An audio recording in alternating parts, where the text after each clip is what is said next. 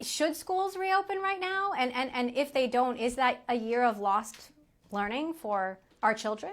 For kids up through even 8th grade, the data suggests that if you make sure that you give the elderly teachers or teachers who live in a multi-generational household and therefore necessarily exposed to elderly people, if you figure out how to, have them work at the remote high school level and bring in younger teachers without those risks, I do think there's a huge benefit for the younger people. So we ought to be talking more about some age distinctions here.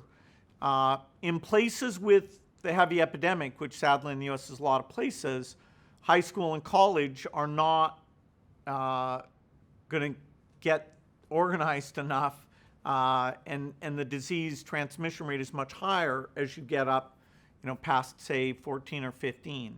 So, it's everybody's scrambling because this is all being done so much at the last minute, where some people, thought the cases wouldn't be raging at this point and didn't really help us think it through.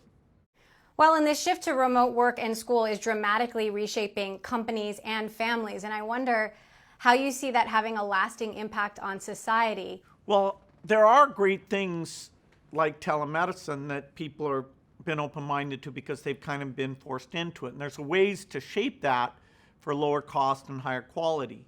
The notion broadly of how many office workers need to go into the office, which weeks, which days, how many hours, that's going to get a really big rethink business by business. And you might reduce the total commercial space needed pretty dramatically and take some pressure off of these inner city cores where the rents and traffic are very problematic. And so, we're not going to do as much business travel, I don't think, because people have been forced to learn Zoom and Teams, and the R&D on those things is going to make them way better, even just a year from now than they are right now. So it's like 10 years of innovation into this digital realm with medicine, e-commerce, meetings, compressed into, less than 2 years. And so that will upend, certain tax models and real estate models, and how far it goes is still a bit of a question. I've been following how Melinda has been talking about the impact this is having on women and families. She's been very outspoken about how you and her have navigated work-family life. And I'm curious how you're navigating this time. There's this feeling in the home of whose job is more important, mom's or dad's. How do you answer that question? Well, I'm very good at doing the dishes. I'm not as good at preparing the food. So hopefully some specialization kicks in there.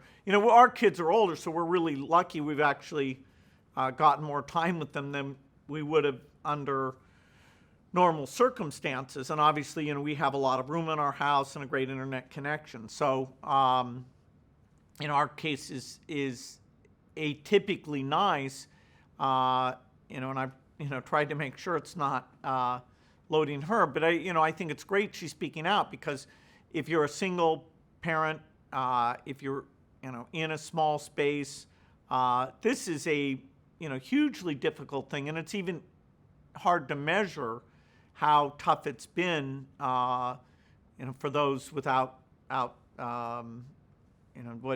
we're lucky to have.